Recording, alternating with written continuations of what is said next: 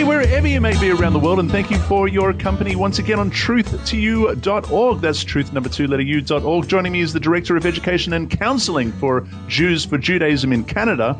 The website is jewsforjudaism.ca, jewsforjudaism.ca. Welcome back to the program, Rabbi Michael Skobac. Good day, mate. How you doing there? Doing very well, thank you, my friend. And of course, we are continuing to investigate the alleged 365 messianic prophecies in the Tanakh that Jesus supposedly fulfilled in the New Testament. This is part three of Isaiah 53. Now, the first one that we did was entitled, Could Jesus Be the Servant of Isaiah 53? We were investigating whether or not that was a fair claim, whether we could, make some correlations there.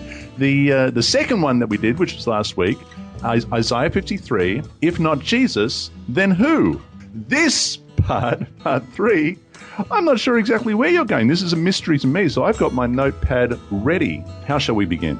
Well, what I'd like to do, because I have the teacher in my blood, is just to very quickly recap, get everybody on the same page, and then just to continue from where we left off last week, if that's okay. Indeed. So basically, we're looking at this very, very pivotal, and I think it's an important passage. It's clearly an important passage for the Christians who bank on this, and I think that in the Revised Standard list that we're going through, I think there are like 30 of the Messianic prophecies are found right in this chapter of Isaiah. So it's really clear. This is clearly a central and critical passage for the claims of Christianity. And so what we did 2 weeks ago was to look at some of the numerous problems with the Christological reading of this chapter of Isaiah. And just briefly, the three that I wanted to point out again was that, number one, any honest reading of this chapter will just clearly show that it's not simply, you can't just simply say it's a messianic prophecy. It's not so clear that it's a messianic prophecy. We saw that it didn't have any of the language of messianic prophecies, none of the telltale signs that a passage speaking about a descendant of David or a king. We saw that the apostles of Jesus didn't really see the passage as a messianic prophecy. No one was expecting Jesus to suffer and die. We saw that actually over the course of the past 100 years, there have been dozens and dozens of Christian scholars who did not see this passage as a messianic prophecy.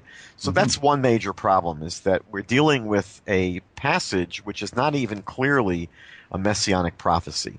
Another problem along these lines is that to read this as a messianic prophecy doesn't have any corroboration, meaning that you can't plug Jesus into this passage and find many other passages in the Tanakh that sort of corroborate that reading. And that's a very serious problem. The second problem we looked at was that even if someone was to insist that this chapter was a messianic prophecy, the other thing is it doesn't point to Jesus. As a matter of fact, Jesus does not even line up with this chapter. So we saw that if you go through the 53rd chapter of Isaiah and you look at what Isaiah says about the servant, it doesn't line up with how Jesus is described in the Gospels. So, for example, Isaiah says that the servant would be universally and roundly despised and rejected. It's going to be characteristic of his entire career. And we saw that in the Gospels, Jesus is actually portrayed as being extremely popular. We saw just, a number of problems.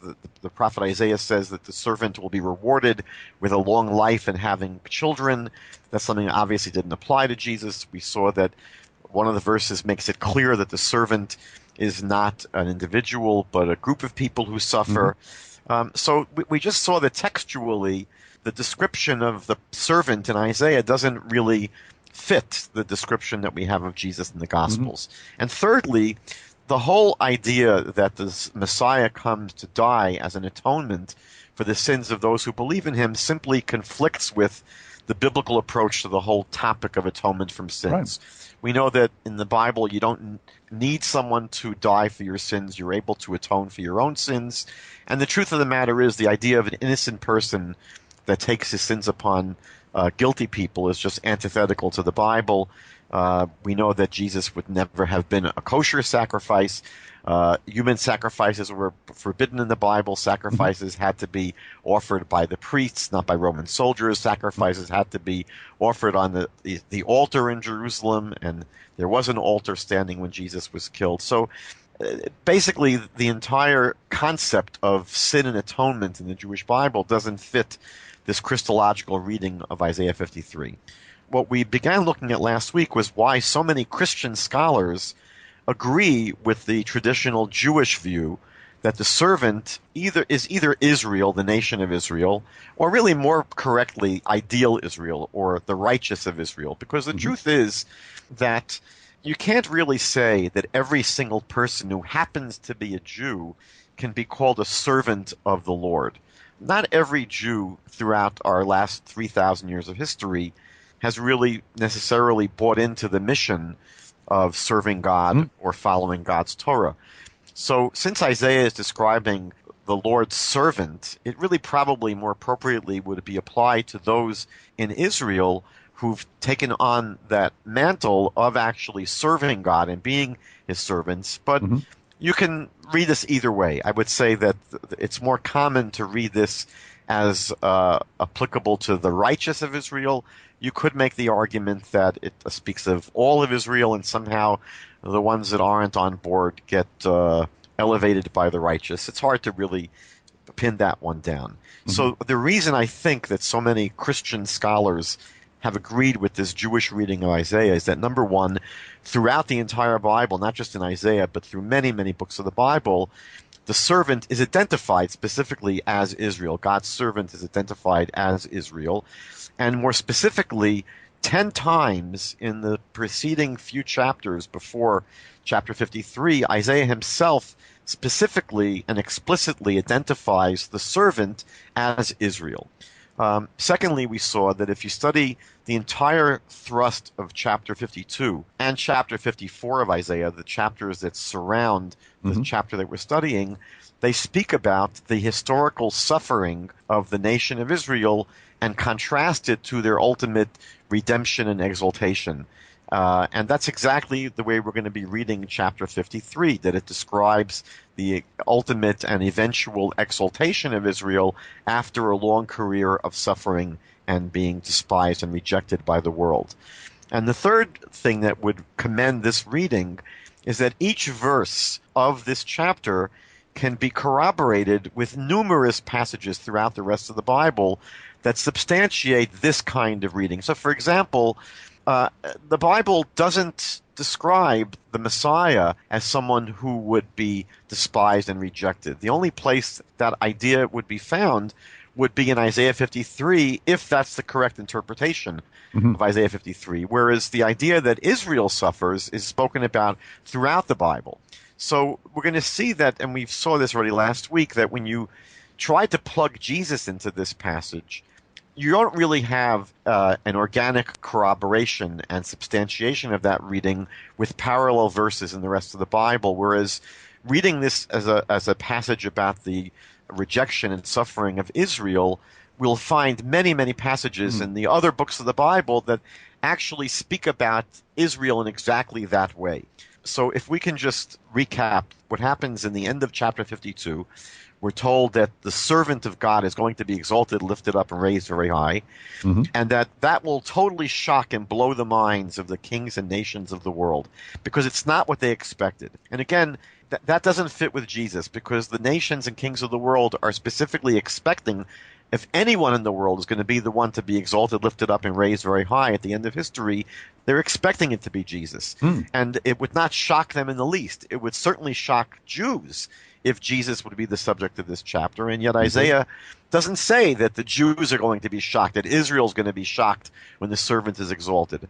So we're told that the servant will be exalted, and it's going to shock the nations and kings of the world. And of course that makes total sense if it's Israel, because the world is not expecting at the end of history Israel to be redeemed or to be coming out with smelling like roses. The world is really expecting Israel to be crawling to them with their tail between their legs, admitting, oh, we were wrong all along and you were right.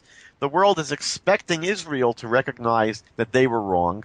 And this chapter of Isaiah says, no, it's not that the people of Israel are going to confess that they had been wrong throughout history. The prophet here says that it's going to be the nations and kings of the world who are shocked and surprised with the vindication of God's servant Israel.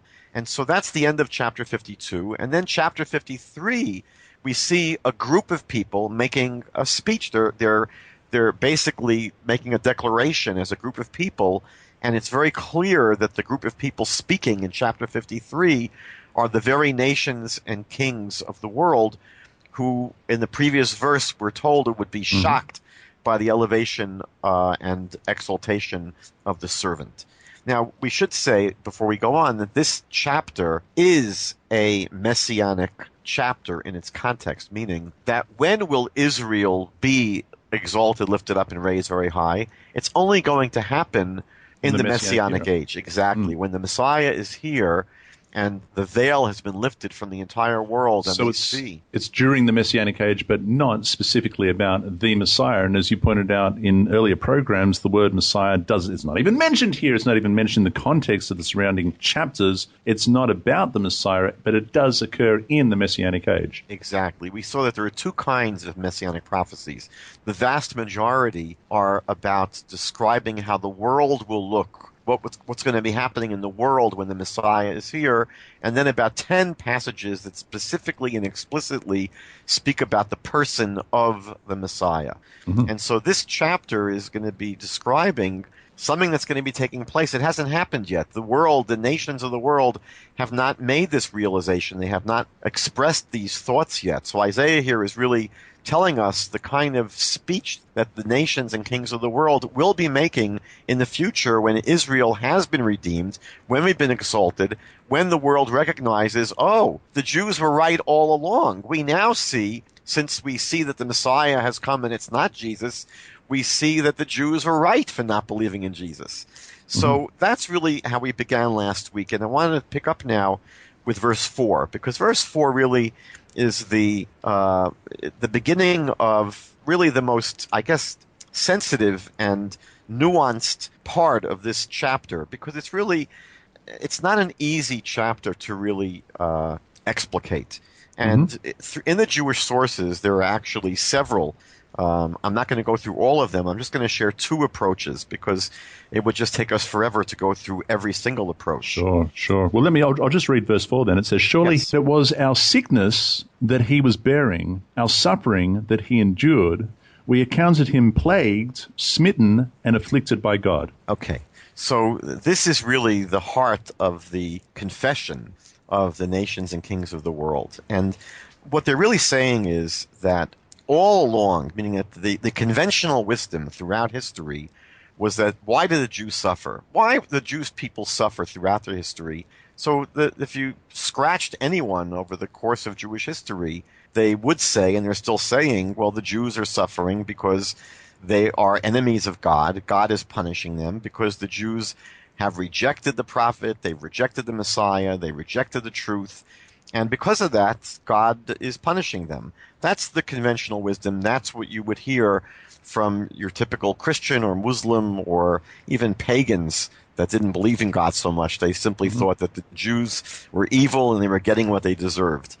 So they're saying that's what we always thought. And now they're saying that they realize that it was their ills that the Jews bore and their pains that the Jews carried. Now, what does that mean when they're going to be saying that the Jewish people bore and carried their ills and their pains? So the simplest way of reading this, as I think I mentioned last week, is that it's really a confession that the nations of the world are admitting now that they took out their problems on the Jewish people, that they scapegoated Israel to alleviate their own issues, so that corrupt governments, in order to distract their people from the real villains and the real causes of their problems, would simply blame all of their ills on the Jewish people. So they're expressing here this, and this is a dynamic that has been going on, and it still goes on to this very day, where nations of the world simply blame their problems on the Jews. The Jews are causing their problems. So that would be the simplest reading. But there is a more nuanced reading, and I think that It's not as easy to understand, but I think that there's a tremendous amount of power behind it. It's expressed by many of the Jewish commentaries. One of my friends and a colleague, Rabbi Yisrael Chaim Blumenthal, he has an article written on Isaiah 53 that basically presents this kind of reading. And basically what he shares is that the world now, when this speech is being made, the world now is experiencing at this time in the future God's presence in the world. This is the Messianic age, and this is an age in which God is present in the world is experiencing a true connection to God, and they begin to realize that over the course of history, it wasn't that the Jewish people were preventing this unfolding of the Messianic drama. They're coming to the realization that it was really their misdeeds, their wrong beliefs, their evil that really prevented the ability for the world to reach its utopian potential. And what the world in this speech is really saying is that in order for God to dwell in the world, in order for the world to be a proper dwelling place for God, people have to really prepare the world, meaning that God is not going to dwell in the world if he's not welcome. And God's not going to dwell in the world if people are evil. As Isaiah says, our sins separate us from God. So the question is, how will the world become a stage, a place where God will be able to make his presence really known to all of humanity? And so the world really, by all rights, is recognizing that all of humanity, all human beings really, should have been responsible for making this world a fitting place for God's presence. And how would the world do that? The world would do that by purifying their hearts and to humbly accept God's rule and God's truth. I think that we have to really purify ourselves to become righteous and to be aligned with the truth in order to have God dwelling in our midst. However, ultimately, God did not place that responsibility on all of mankind. He placed it exclusively on his servant, Israel. Now, Israel, therefore, would be responsible to purify its heart, and by doing that, by becoming righteous, they would be able to radiate God's truth to all of mankind, who would ultimately come to that light. That's what Isaiah describes in chapter 60, that the world is going to ultimately come to the light of Israel. And then they would benefit from that light, because we'd be now living in a utopian world where the knowledge of God is spread across the world as the waters that cover the seas. So here, Israel has the responsibility, according to this plan, to purify itself, to refine itself, to become righteous, and to make the world a proper dwelling place for God. And how does Israel become refined? How is Israel purified? So Isaiah chapter 48 verse 10 says, "Behold, I have refined you, not as silver. I have chosen you in the furnace of suffering." That the way in which Israel is purified of its sinfulness is through suffering. It's through the experience of suffering that Israel comes to recognize its faults, its mistakes, its sins, and then it becomes purified through repentance. And so what the nations now are realizing, and this is an amazing realization, they recognize that through Israel, it was through Israel that God actually was accomplishing his purpose, and it was for their benefit, meaning that by Israel taking upon itself this responsibility of purifying itself through suffering and preparing the world as a proper dwelling place for God, now that that has happened, now that God has come to the world and the world is living in the Messianic age, the world is going to realize that the suffering of Israel was for their benefit. And that suffering really should have been borne by all of mankind, by all rights. It shouldn't have only been Israel to have had that responsibility. All of mankind should have been responsible for that. And the truth is that because of the wickedness of the nations of the world compared to Israel, they really would have suffered much more than Israel. And so at this point, the nations, when they say it was our ills that he bore, our pains that he carried, they're acknowledging the reality that Israel, through the suffering that they endured during the exile, that ultimately prepared the way for God to return to the world That's what the Bible really speaks about, not the second coming of the Messiah, the second coming of God, that God is going to come back to the world and to really allow all of mankind to live in a blissful kind of existence. So now that the world is tasting that bliss, they're tasting the beauty of and truth of God's Torah and God's truth, they're acknowledging, how did we get here? We only got here because Israel really went through and endured this tremendously long exile and able to purify themselves to prepare the world for God to be able to come and dwell in the world. We have to express our thankfulness to Israel. Will you just clarify then, because I know people are going to be asking the question, what is the difference between what you have just illustrated and the concept of vicarious suffering? Because this is not saying that through the suffering of Israel, the sins of the world are atoned for. That's a very different kind of concept. As a matter of fact, I didn't want to get into this, but one of the readings of this passage is that that's exactly what the nations might have thought, meaning, according to one reading of this verse in Isaiah, the nations originally thought that Israel was suffering because God hated them. But now they're realizing, no, God didn't hate them. The Jews are righteous. The Jews believed in the true things all along. We realize that we were wrong. So at this point in Isaiah, according to this reading, they come up with the theory, which is erroneous, that Israel suffered throughout their history to atone for the sins of the world. Now, this is wrong because, again, biblically speaking, we don't have a concept where those that are innocent suffer and die for the sins, to atone for the sins of others. We see that in Deuteronomy 24:16, Ezekiel chapter 18. This idea of vicarious atonement doesn't really exist in the Bible. The Bible says people will die for their own sins. People will suffer for their own sins. And so, biblically speaking, the idea that I was expressing before was not that the nations of the world have achieved atonement for their sins through the suffering of Israel. What they achieved, what they benefited from, was that Israel, through their suffering, was able to create a world, an atmosphere in the world where God could indwell. God would be able to come into the world. But it didn't cause the nations to be forgiven for their sins. That they had the responsibility to do by themselves all along.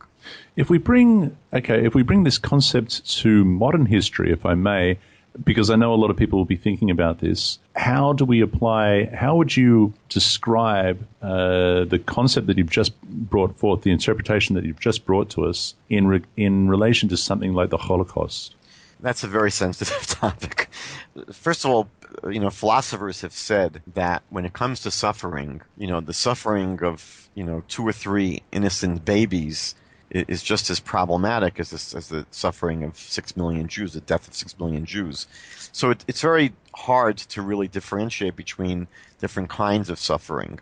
And I think that, when we look back at 3,000 years of Jewish history, the Holocaust was clearly unique, but not that unusual, meaning that we had gone through periods of our history where there were mass murder of many, many Jewish people during the destruction of Jerusalem 2,000 years ago. There was a huge loss of life, and during the Chmielnitsky massacres, 100,000 Jews were killed. So we've had periods of our history where there were tremendous mass murder. During the Black Plague in Europe, Jews were blamed for that, and, entire Jewish communities were wiped off the map.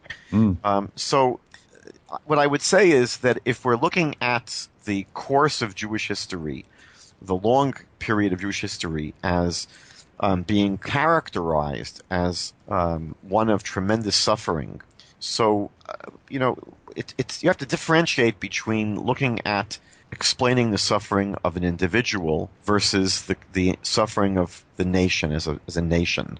And those are two different topics when it comes to the question of God's justice. Because clearly the nation itself is composed of many different people. Some are righteous, some are not righteous. And yet God deals with the nation as a nation. And so at least one way in which we look at our national suffering is that it is for the purpose of ultimately purifying us, of bringing us to a proper relationship with God. Now, this raises immense philosophical problems because, one could ask, is that an appropriate means for God to use in order to get his people to really accept the truth and accept his dominion? I really can't get into that question here, but it's pretty universal in terms of how this passage in Isaiah is understood, that the suffering that it describes of Israel over the course of its history, of course, when you focus on a particular episode like the Holocaust, it really becomes very emotionally difficult to plug that in. But the passage here is describing, in general, the idea that as a people, our suffering does serve this purpose. Now, are there other things we could say about the Holocaust? For sure. And ultimately, the message of the Bible is when it comes to suffering, we really can't ultimately understand God's ways. That's the message, the entire message of the book of Eov, of Job. It comes out throughout the rest of the prophets, that we can't, as human beings, ever really wrap our heads around how God runs the world. So to speak about our suffering and at the same breath say that it's supposed to have this cause, it's supposed to cause us to improve and to purify ourselves, and it's supposed to have that effect upon us to purify ourselves, that's a truism. At the same time, we scratch our heads and we just can't understand the enormity of some of our suffering and, how we square that with God's compassion, God's kindness, God's love. So it's not an easy topic to address on all of its different levels. So what I would say is that, when we talk about the Holocaust or other suffering in this from the scope of theodicy, of trying to justify the way God runs the world and to explain the existence of evil and why righteous people suffer, that I don't think we're going to have at our fingertips from Isaiah 53. I think that Isaiah is making an observation, at least from one angle, about what is supposed to be an outgrowth of our national suffering. And that's, as Isaiah said in chapter, I think it was 48, verse 10, that God has chosen the furnace of suffering in order to purify his people. I think that it's a legitimate thing for us. Abraham was someone who fought with God. The very name Israel means that one who will struggle with God. And it's a question that any sensitive person would have to ask. It's very difficult for us. But it goes on, doesn't it? I mean, to add some definition to that which you just quoted, I have in front of me, and I'll read from verse 9, for my name's sake, I will defer my anger, and for my praise I will restrain it from you, so that I do not cut you off. Behold, I have refined you, but not as silver. I have tested you in the furnace of affliction. I have tested you in the furnace of affliction. For my name's sake, for my own name's sake, I will do it. For how should my name be profaned? And I will not give my glory to another. Yeah, it's to me, it's a problem that, it would be independent of how we understand Isaiah 53.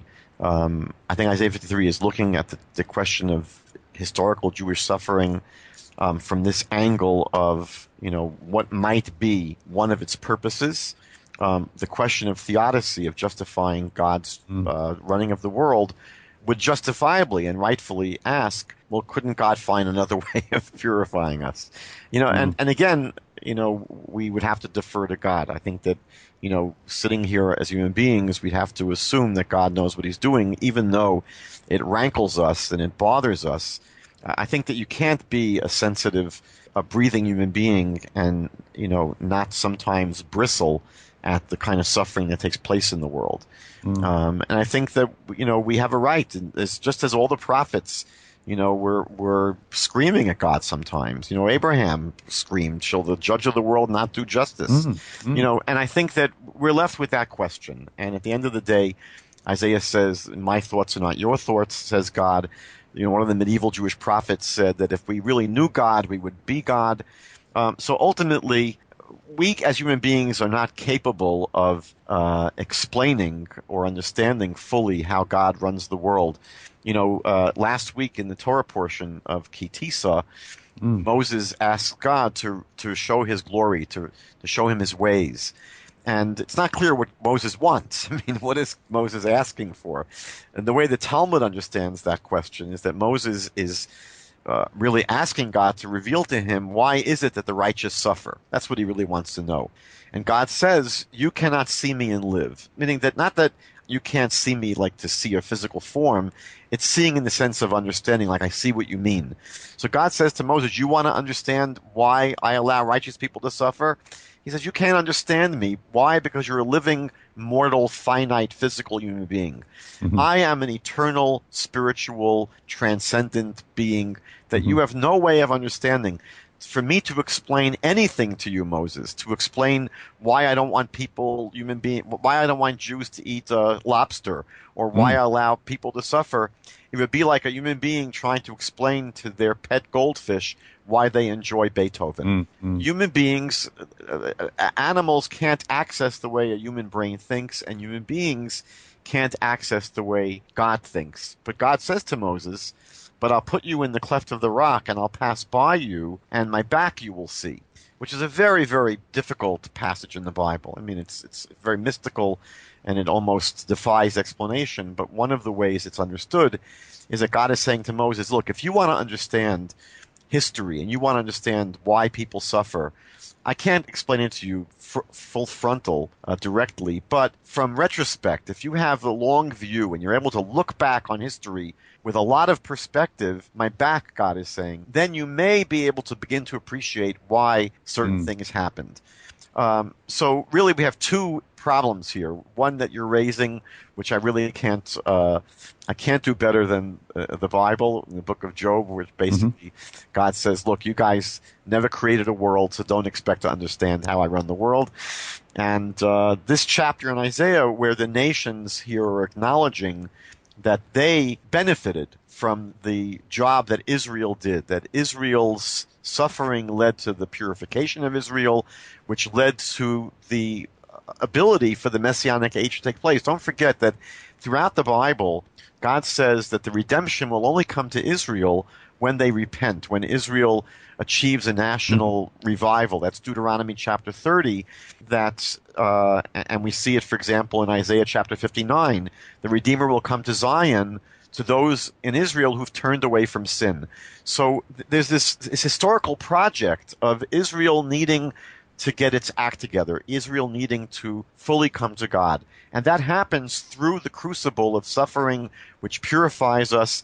And the nations are here acknowledging that really, by all rights, it shouldn't have only been the Jews that had to go through this process of purification to bring about the Messianic age. Really, all of us should have been responsible. So now we acknowledge that the suffering of Israel throughout their history has ultimately benefited us. And so they exclaim here, it was really our ills that he bore and our pains that he carried. So can I ask you then, just to recap in a nutshell, the difference between what you presented last week and what you're bringing to us today? Well, last week it was simpler to understand. Last week, what the nations are admitting, again, the question on the table is, how do we understand the historical suffering of Israel? Because it's what the prophet says here is that, when people would look at the Jewish people, they couldn't believe. I mean, it's almost impossible to fathom the depth to which the Jewish people have suffered. And so that's an incredibly difficult question. And the conventional wisdom has always been by the nations of the world, well, we know why Israel's suffering, because God hates their guts. Because why does God hate the Jewish people? Because they're evil, they're wicked, they reject the truth, they reject the prophet, they reject the Messiah.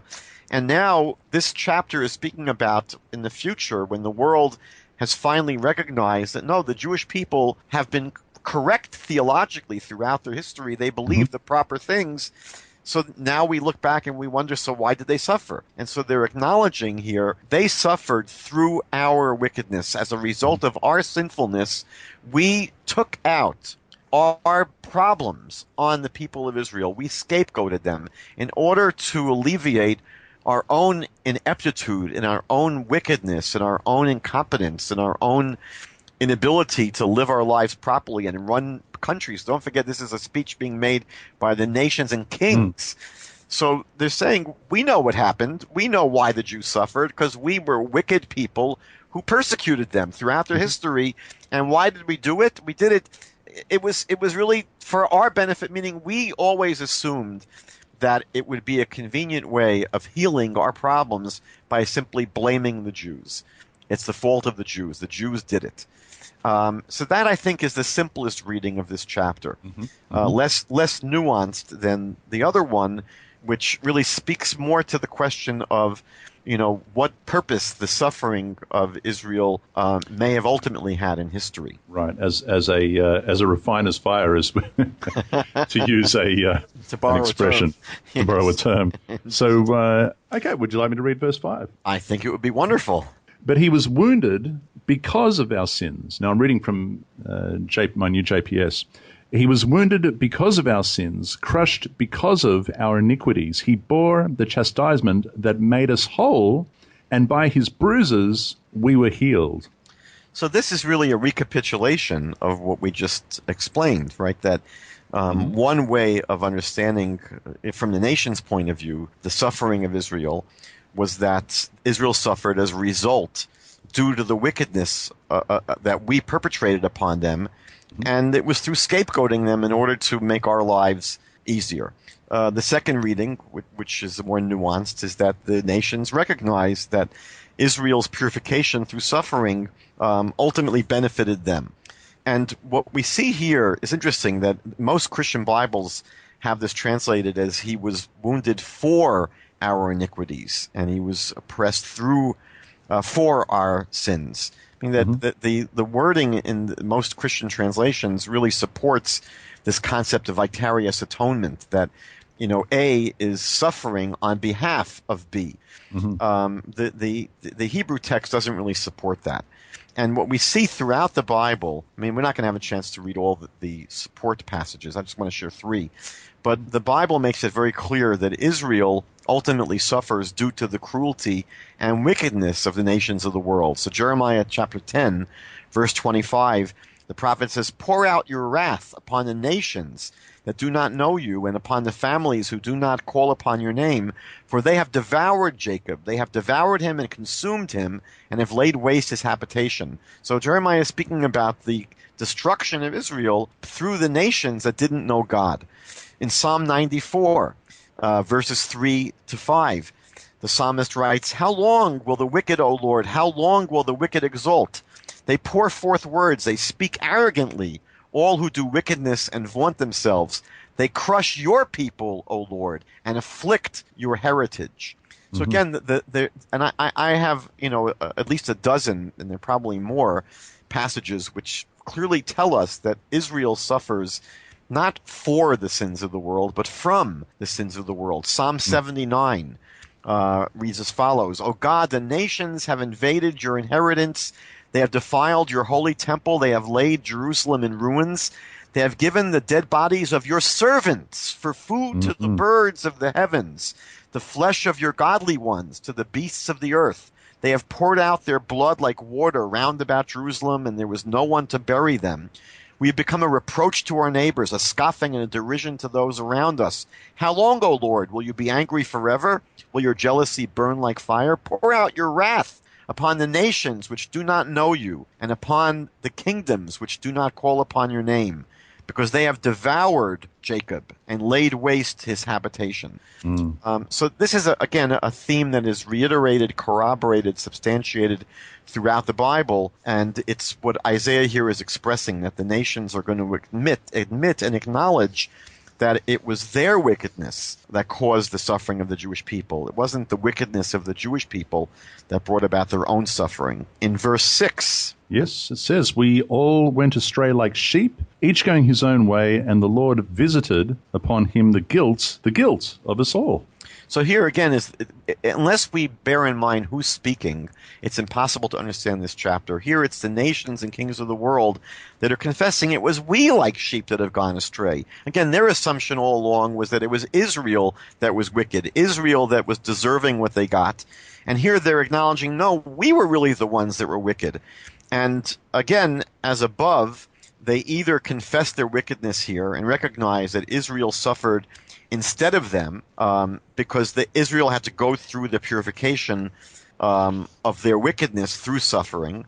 The other thing, another way of reading this is that now the nations are saying that we realize that we were wrong all along, and that God was using us to punish and purify Israel for his purposes. Meaning that we're going to see later on in the chapter when we get to it, that God had a purpose for persecuting, for crushing Israel. It wasn't as if this was purely a one-sided enterprise or it was purely a project of the nations. Everyone has their own responsibility here. So the nations are saying that even though it was true God wanted to use us to punish and purify Israel for his purposes, the nations are saying here that we always thought we were doing God's work in punishing the Jews, and we always thought that it was a result of their sins, but now we realize that we were the sinful ones. And it's true that God intended for Israel to suffer. That was certainly God's intention. The Jews would not have suffered if it wasn't God's intention, but the nations are still responsible because God did not force any particular nation to carry out the suffering of the Jews, and certainly, as we said last week, didn't expect any agent to go way beyond what they were supposed to do, meaning that God may have intended, as Zechariah chapter 1 verse 15 says, God may have intended to cause some suffering to the Jews, but the nations of the world went way beyond that and literally butchered them and killed them and slaughtered them. That was going way beyond what they were supposed to be doing in the first place. Verse 7, he was maltreated, yet he was submissive.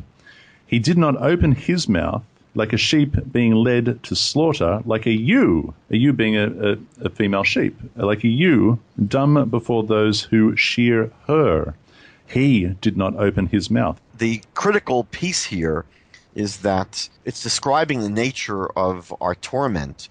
We're told here that the fate of the Jewish people was either to be slaughtered like sheep, as if that's the first part of the verse, a sheep that's led to the slaughter, or we may not have been killed, but we were fleeced for our possessions, meaning that we were robbed. Mm-hmm. And that's the lamb that is silent before her shearers. So that describes two kinds of fate that were met by the Jewish people. But the real critical question here is, what does it mean that the suffering of the Jewish people was not opening our mouths? We didn't open our mouth. What does that mean, we didn't open our mouth? Because that's not so easy to understand. What does it mean that we were mute, that we didn't have a voice?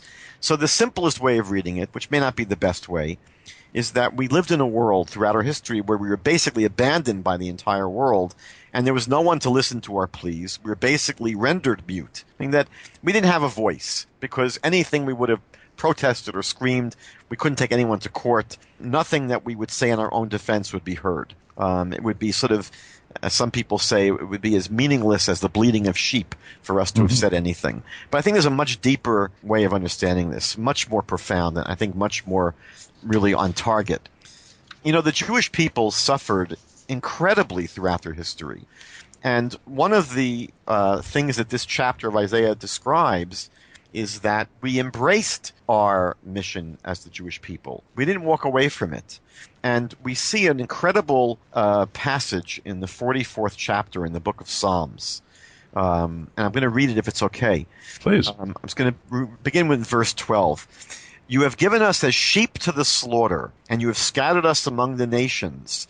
You sell your people for no great gain, and you have not put their price high. You have made us a reproach to our neighbors, a scoffing and derision to those around us. You've made us a byword among the nations, a laughingstock among the peoples.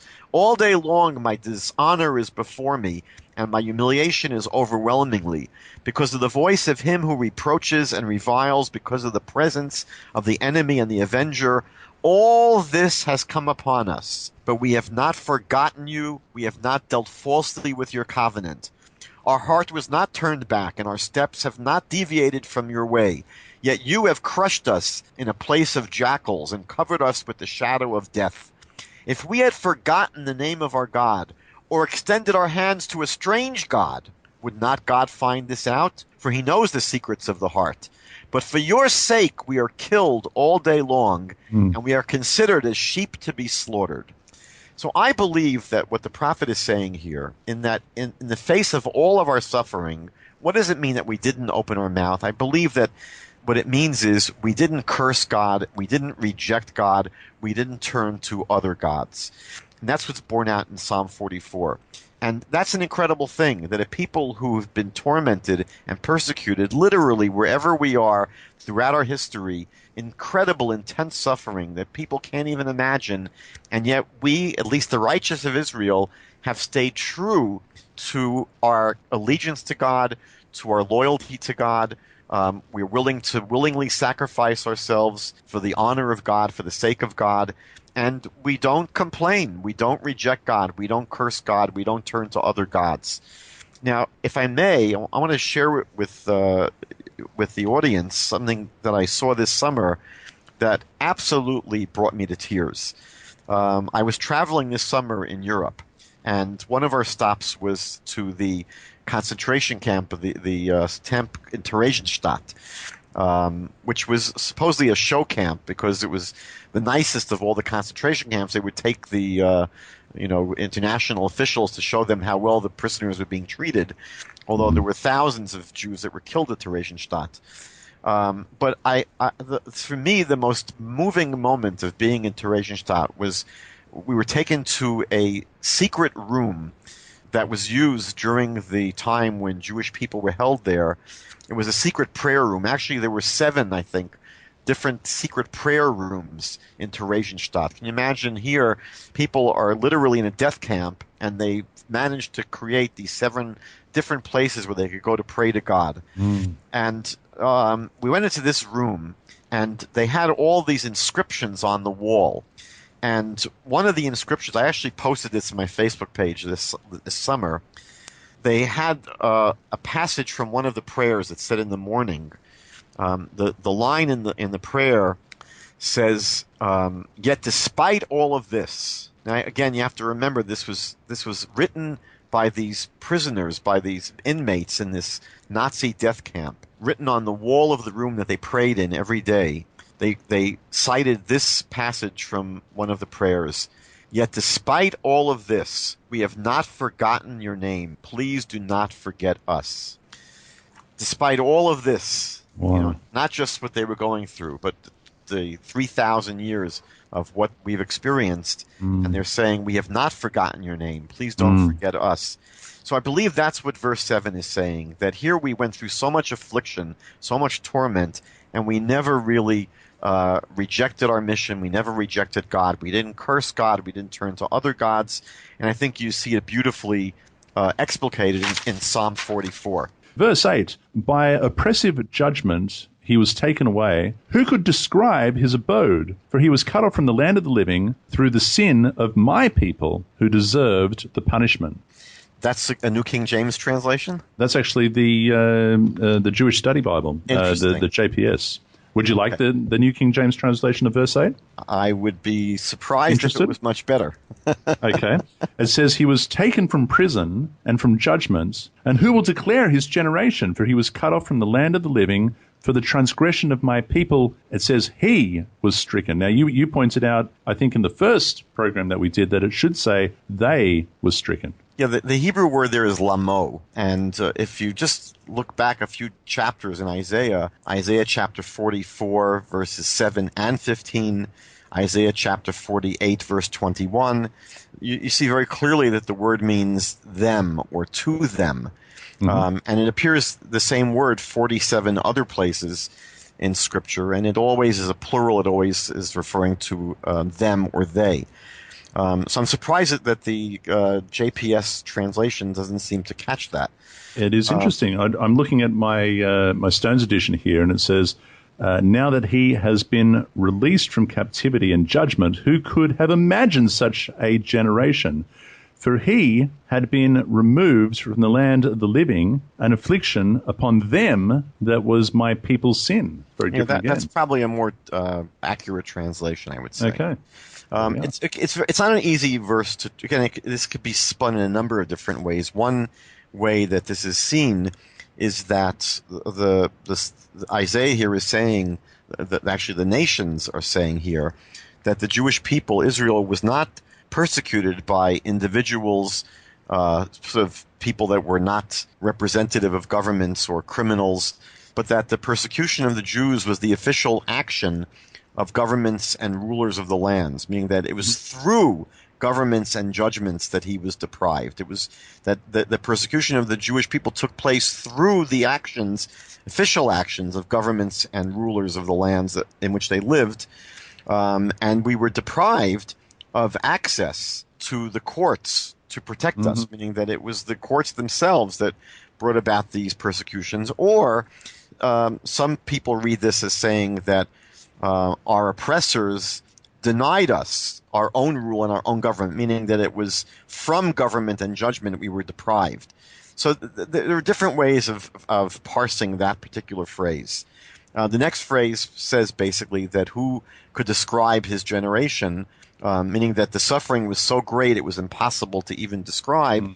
And then we were cut out of the land of the living. Now that sometimes is referring to the land of Israel, that the land of the living is often described as the land of Israel, and so it might be referring to the exile of the Jewish people that were exiled from their land, from the land of Israel. Or some people read this as we were cut out of the land of the living, meaning that we weren't even considered people who deserved to live. Our persecutors saw us as so subhuman that we didn't even have the right. And again, is that not reminiscent of the Holocaust? Because we know so much propaganda that was going around referring to Jews as rats or pigs or just subhuman, not really human, but something below us in such a way. I mean, we've all seen that. Yeah, I just recently saw an interview with a Nazi, and they were asking about how they could possibly kill so many Jewish people. And he just said nonchalantly, but they're Jews. Meaning that these are not people. So that is the way some people understand this phrase, that we were not even given the right to be among the living. We were denied the right to live as other people have a right to live. And then again, the last phrase, it was through the sin of my nation. This is again the confession of the nations of the world. It was because of the sin of my nation that they, Israel, were afflicted. This sort of again proves that the suffering servant is a people and not a person. And not an individual. Let me just go back to, and who will declare his generation. Does this pinpoint then a particular time in history as opposed to the overall suffering of the Jewish people? No, I think that really what it's saying is that in any generation you couldn't possibly explain or describe fully. Yeah, fair enough. Now, verse 9, I'm going to go with my New King James again. It says, and they, and apparently that is, and he made his grave with the wicked, but with the rich at his death. And as we mentioned in the first program, and as my New King James reveals in the study notes, that the word death is in the plural, it should say, but with the rich at his deaths, because he had done no violence, nor was any deceit in his mouth. So, again, this is another verse we could spend hours trying to figure out exactly what is being said. I would say the simplest way of reading this is that the nations that tormented us really saw us as criminals, violent criminals, and people who were able to accumulate their wealth through deception, through being liars. Basically that we've been portrayed by our enemies throughout our history as wicked, violent, horrible criminals who are liars and deceivers. And that's how we were put to our death. We were put to death as those kind of people. And yet the prophet says, but no, we were people who did no violence. Neither was any deception in our mouth, meaning we were innocent of the accusations that were leveled against us. And this idea is expressed, and I think it's one of the proofs that Isaiah really is describing here, not all of Israel, but the righteous of Israel. Mm-hmm. You'll find it in the prophet Zephaniah, chapter 3, an incredible passage which really parallels the 53rd chapter of Isaiah, where he starts in verse 13, the remnant of Israel. So it's not all of Israel, it's the remnant of Israel, the righteous remnant, shall neither commit injustice nor speak lies, neither shall deceitful speech be found in their mouth. So we're told here exactly what Isaiah says, that the righteous of Israel are people who are honest. There isn't deceit in their mouth. For they shall graze and lie down with no one to cause them to shudder. Sing aloud, O daughter of Zion. Shout, O Israel. Rejoice with all of your heart, O daughter Jerusalem. The Lord has taken away the judgment that's against you. He has turned away your enemies. The King of Israel, the Lord, is in your midst. You shall fear disaster no more. On that day it shall be said to Jerusalem, do not fear, O Zion. Do not let your hands grow weak. The Lord your God is in your midst, a warrior who gives victory. He will rejoice over you with gladness. He will renew you in his love. He will exult over you with loud singing. As on the day of a festival, I'll remove disaster from you, so you will not bear reproach from it. I will deal with all of your oppressors at that time, and I'll save the lame and gather the outcast, and I will change their shame into praise and renown in all the earth. And at that time I will bring you home, at the time when I gather you, for I'll make you renowned and praised among all the peoples of the earth, when I restore your fortunes before your eyes, says the Lord. So again, here is another passage in the Tanakh which speaks about this horrible, dreadful suffering and persecution of the people of Israel throughout the history, even though they are honest, they're righteous people, basically, especially compared to the rest of the world. And that one day God says that he's going to remove our reproach, he's going to redeem us, and we will be people, as Isaiah 52, the last few verses say, will be lifted up very high, exalted, and be given great honor. Verse 10, but the Lord chose to crush him by disease, that if he made himself an offering for guilt, he might see offspring and have long life, and that through him the Lord's purpose might prosper. And this is a very complicated passage, and I think that it's one where there's some serious problems from the Christian reading of this. I think that at this point, we don't see the nations speaking anymore, meaning that for the first 9 verses of this chapter, we had the nations and kings of the world that were speaking. Now, really, the prophet is beginning to express God's perspective of the servant. Mm-hmm. And really what's going on in this verse is that previously, when the nations were speaking, they were focused on their guilt, their responsibility, their wickedness in persecuting Israel. This passage now, this verse, is really speaking from God's perspective about Israel, in the sense that Israel did need to suffer in order to purify her of her sins. Meaning that it's true that we didn't deserve the suffering that the nations heaped upon us, but God did want to have us suffer to be purified. And we see this, we saw before in Isaiah chapter 48, verse 10, that God uses suffering to refine and purify Israel. We see in Deuteronomy chapter 8, verse 5, that the Bible says God disciplines us, punishes us like a father disciplines his child. In Proverbs chapter 3, verses 11 and 12, we're told that God rebukes the one that he loves, just like a father will. And the prophet Amos chapter 3, verse 2, he says, you alone have I singled out of all the nations of the earth, and that's why I will cause you to account for all of your iniquities. Meaning that because of God's deep, close relationship with us as a Jewish people, he will hold us responsible for all of our sins, and he will discipline us, and he'll purify us through, again, the crucible of suffering. But what the verse is saying is that for this discipline of suffering to be meaningful, for it to be effective, Israel has to acknowledge its guilt. Now, the way most Christian translations render this phrase, im tasim asham nafsho, they usually have this as if he will make himself into a sin offering or a guilt offering. And that they find in here a reference to a sacrifice, an actual temple sacrifice. But the word asham does not necessarily refer to a sacrifice. It simply means guilt. And so a simpler reading of this phrase, im tasim asham nafsho, would be if his soul would acknowledge guilt, if he would acknowledge guilt, meaning that we are going to suffer. And for that suffering to really purify us, we have to acknowledge that we were guilty.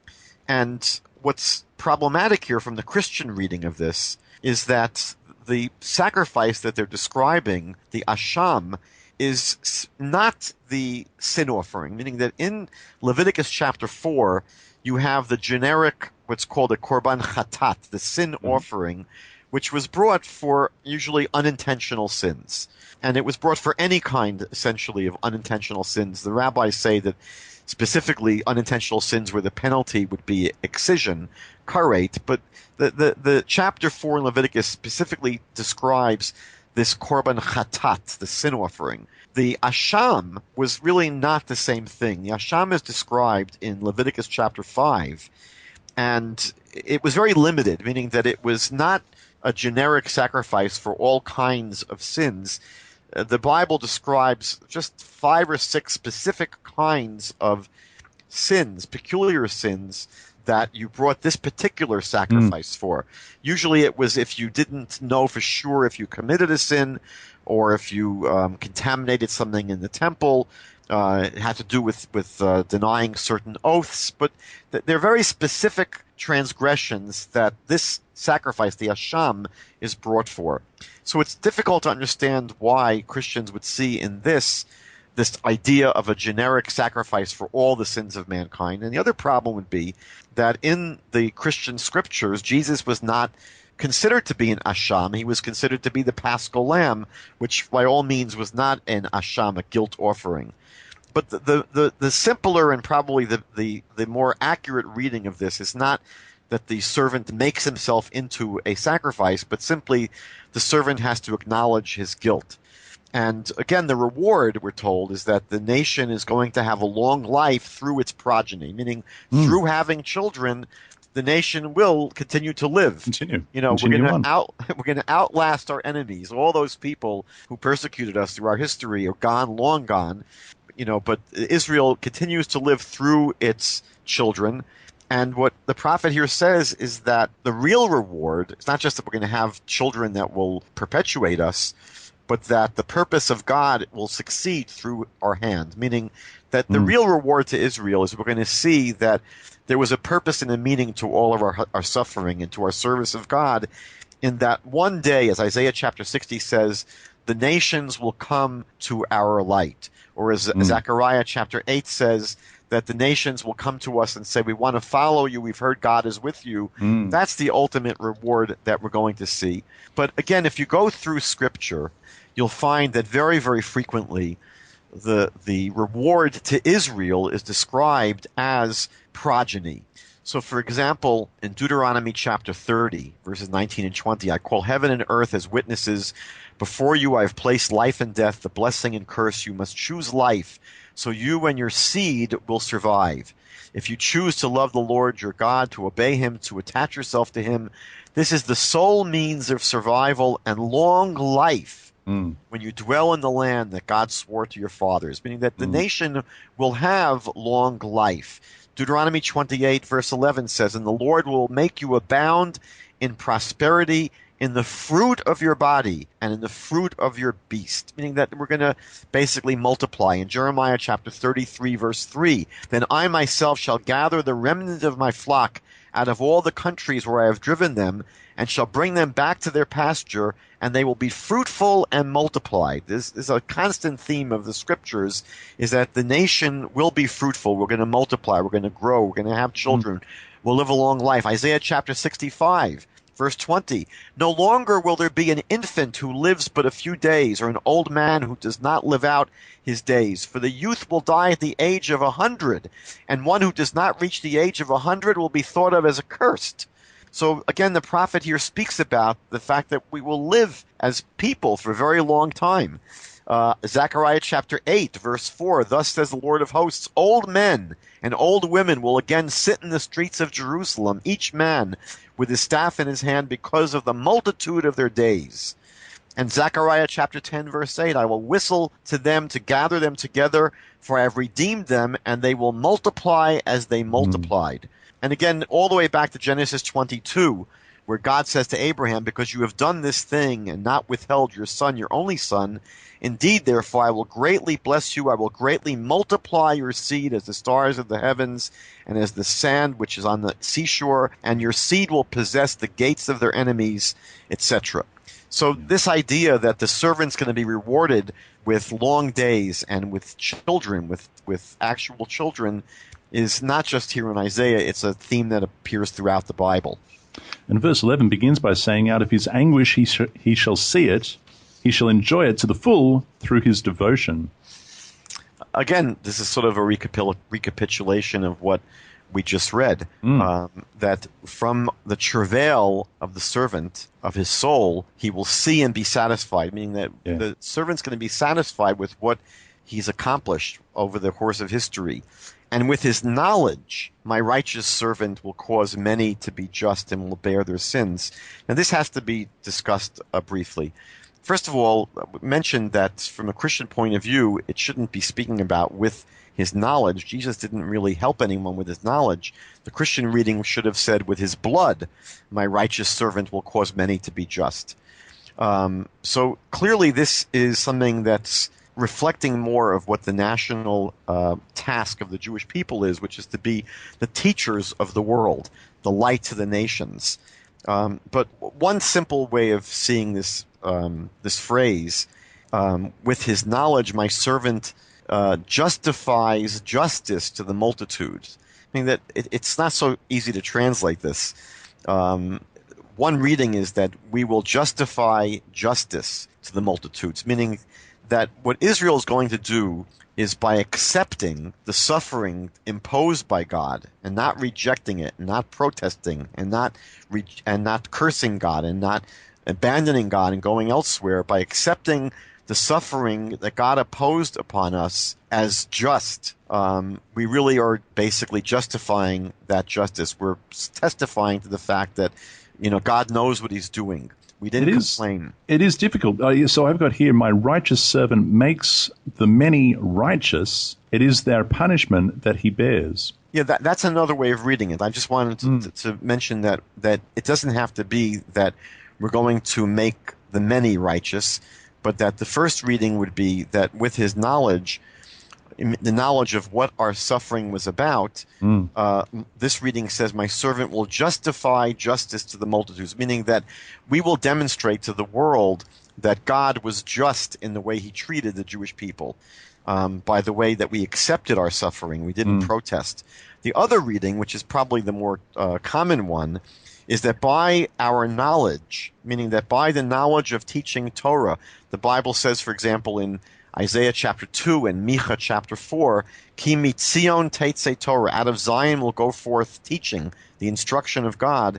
So that's the real export of the Jewish people. The real export is Torah, is God's truth, is God's wisdom. Yeah. And so that will cause many people to be righteous. What is it that's going to transform the world? It is what the people of Israel are actually teaching. And the tricky phrase here is where it ends by saying, and we will bear their sins.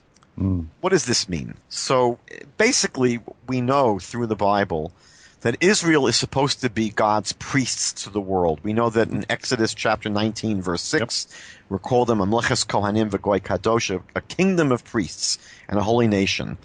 And Isaiah chapter 61, verse 6 says, you'll be called priests of the Lord. So we serve as priests vis-a-vis the rest of the world. We know that within Israel, within the 12 tribes of Israel, one of our tribes, the tribe of Levi, had one of its families, the family of Aaron, were the priests. And the priests basically had two functions. One is that they did administer in the temple, they did perform the rituals in the temple of the sacrificial service. But the truth is that there were so many priests that any particular priest would not be in the temple bringing sacrifices for too much of the year. They had a rotation where a priest may have been in the temple a total of 1 or 2 days a year. So one role of the priests was to serve in the temple, but the other major role of the priests was to be teachers. We know that, for example, in the prophet Malachi, chapter 2, verse 7, the priests are supposed to be teaching. And there are many verses which speak about that role of the priests. And Nehemiah also speaks about it, I think in the 8th chapter. So we have this role vis-a-vis the rest of the world. In the same way that the Levitical priests were to be the teachers of Israel, Israel are to be the teachers, the priests to the rest of the world. Now, there is a heavy responsibility when you're a teacher. The book of Numbers, chapter 18, verse 1 says that the Jewish priests would bear the responsibility for the sins of Israel. If the priests of Israel, the Levitical priests, are supposed to be the teachers of Israel, so when Israel does not behave properly, who is responsible? And the Bible says it's the priests that are responsible. Priests bear the responsibility for the sins of Israel. So in the same way, Israel bears the responsibility for the sins of the world. And we see that in the prophet Malachi, in the continuation of that passage, chapter 2, where it says that priests are held responsible if the people don't improve. And so Israel and the Jewish people will be responsible as teachers of mankind, and in that way we will bear their sins. Fascinating. Verse 12, the final verse of chapter 53, it ends this way: Assuredly, I will give him the many as his portion. He shall receive the multitude as his spoil, for he exposed himself to death and was numbered among the sinners, whereas he bore the guilt of the many and made intercession for sinners. So this again is a sort of summing up and a recapitulation. Mm-hmm. The first thing that the verse says is that the servant Israel will receive the wealth from their persecutors. When it comes to Jesus, it's totally impossible to understand this. I mean, what is Jesus going to need from the nations of the world? He doesn't need another car, and he doesn't need another camel. You can't give anything. They say, what do you give to the man who has everything? So what do you give to the Lord of the universe? If Jesus is God, it's hard to understand what it means that he's going to get some more gold and some more silver. So the Bible here, the prophet describes Israel as part of the reward, receiving the wealth from their persecutors. And I suspect what this means is that if they're going to be serving in the Messianic age as the teachers of mankind, they're going to be supported. The world is going to support them to be teachers. The Jews will not have to have other kinds of jobs. They'll be fulfilling their biblical mandate, which is to be the teachers of the world. And we see this idea of Israel receiving the wealth of the nations again throughout the Bible. We see it in Isaiah chapter 33, verse 23. We see it even more clearly in Isaiah chapter 60, verses 5 through 6. Mm-hmm. We see it again in the prophet Ezekiel chapter 39, verse 10. We see it in the prophet Zechariah chapter 14, verse 14, meaning that in the Bible, this theme of Israel ultimately inheriting the wealth of the nations is not just taught in Isaiah 53. It's corroborated through the rest of the Bible. Why do we deserve this? Why are we going to be getting this reward? Because we poured out our souls to death, meaning we went to our deaths in the service of God's mission. We sacrificed ourselves. We suffered. In Hebrew, it's called Kiddush Hashem, sanctifying God's name, and it's called Mesirut Nefesh, to give over your soul, meaning to the point of death, sacrificing yourself for God's mission. So the prophet here says that that's why the servant is going to receive these rewards and ultimately achieve their purpose, because we did, to the point of dying, carry out God's service and God's mission. And part of this was, again, to carry the sins of the world, to ultimately bring them to repentance, to bring the world to teshuvah, to bring the world to perfection. And until that happens, we did have to carry their sins. and that ultimately part of our responsibility is always, as the people of Israel, to pray for the nations of the world. The prophet Jeremiah in chapter 29, verse 7 says that even when we were in exile, we were supposed to pray for the nations that we were exiled to, pray for the welfare of those nations. And the prophet Isaiah here says that even in the messianic future, Israel is going to continue to pray for the nations of the world. My goodness. That is Isaiah 53. That's part 3 of Isaiah 53. We're done. Well, that's... Jono, that's an introduction. That's an introduction. Yeah. Usually, now you do lectures specifically on this topic, and they go much longer than what we've touched on here, right?